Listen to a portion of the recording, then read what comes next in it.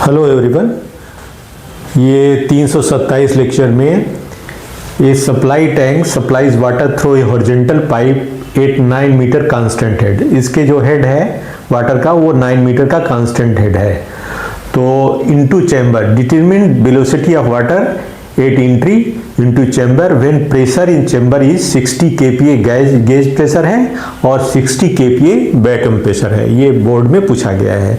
तो अब आप देखो कि इसका डेटम को अगर जीरो मान लिया, मान लीजिए इसका डेटम जीरो है आपका, तो डेटम इज जीरो ले लेंगे। डेटम हॉरिजॉन्टल है तो डेटम z इक्वल्स टू हमने जीरो ले लिया। अब क्या करेंगे, जैसे टोटल हेड जो है आपका दिया है, हेड इक्वल्स टू 9 मीटर आपका दिया है।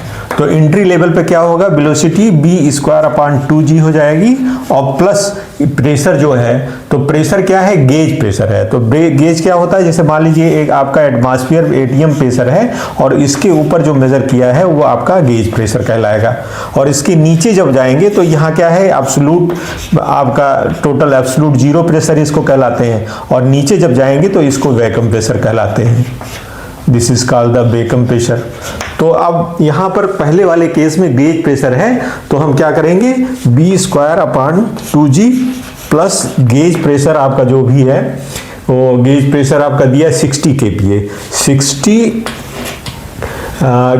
10³ kPa है ना, kilo 10³ newton per metre square, ये हो जाएगा divided by 16 kPa, rho into g, rho is 1000 into 9.81, z वगैरह जीरो। तो ये किसके बराबर होगा, 9 मीटर के बराबर हो जाएगा, 9 मीटर के बराबर हो गया। क्यों, क्योंकि ये जो आपका एटमॉस्फेरिक प्रेशर के ऊपर का चीज आ रही है गेज प्रेशर, इसलिए ये 9 मीटर जो हेड है वही यहाँ पर काम कर लेगा, 9 मीटर के बराबर हो जाएगा।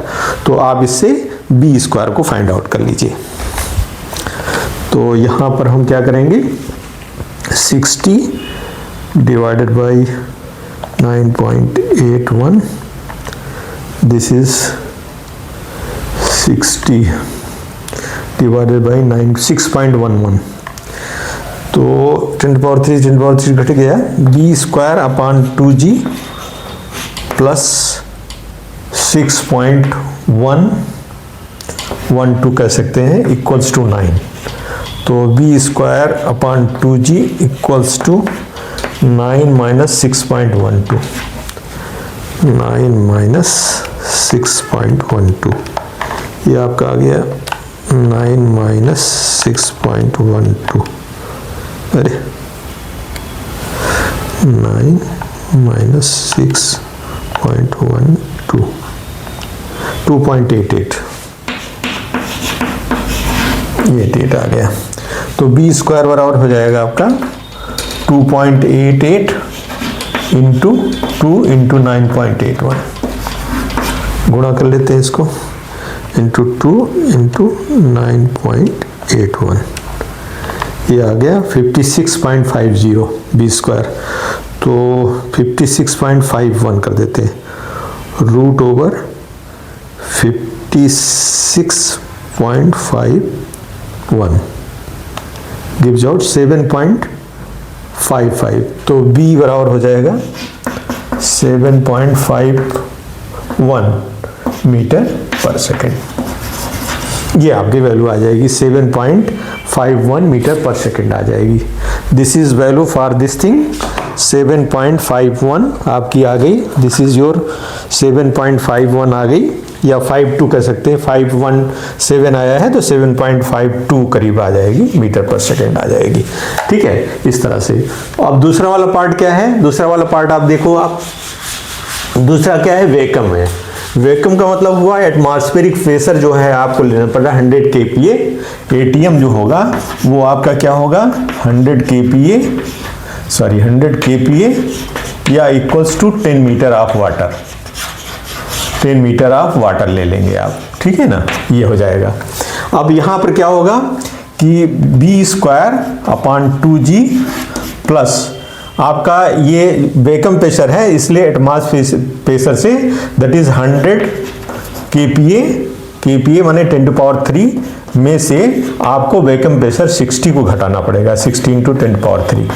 तो ये आपका हो जाएगा 40 kPa, 40 kPa हो जाएगा प्रेशर। तो यहाँ पर आपका हो जाएगा B²/2G plus 40 × 10⁻3 ρg 1000 × 9.81 equals to आपका क्या होगा, 9 मीटर हेड है लेकिन एटमॉस्फेयर भी जुड़ेगा इसलिए 10 इसमें और जुड़ जाएगा, तो 9 + 10 हो जाएगा 19 हो जाएगा। तो ये हो जाएगा आपका 40 / 9.81, this is 4.08 B²/2G plus 4.08 equals to 19। तो 19 में से घटा देते हैं, -4.08, this is 14.92। B²/2G equals to 14.92। आप V की वैल्यू फाइंड कर लो, B² इक्वल्स टू 14.92 × 2 × 9.81, ये आपका आ गया 292.7 √292.7। 17 B बराबर आ रहा है 17.11 मीटर पर सेकेंड। तो इस तरह से ये दूसरा वाला आपका प्रॉब्लम हो जाएगा। अगर आपका वैक्यूम है तो उसमें से घटा करके और फिर एटमॉस्फेरिक प्रेशर को जोड़ करके इसको बराबर करके निकाल लेंगे। Thank you for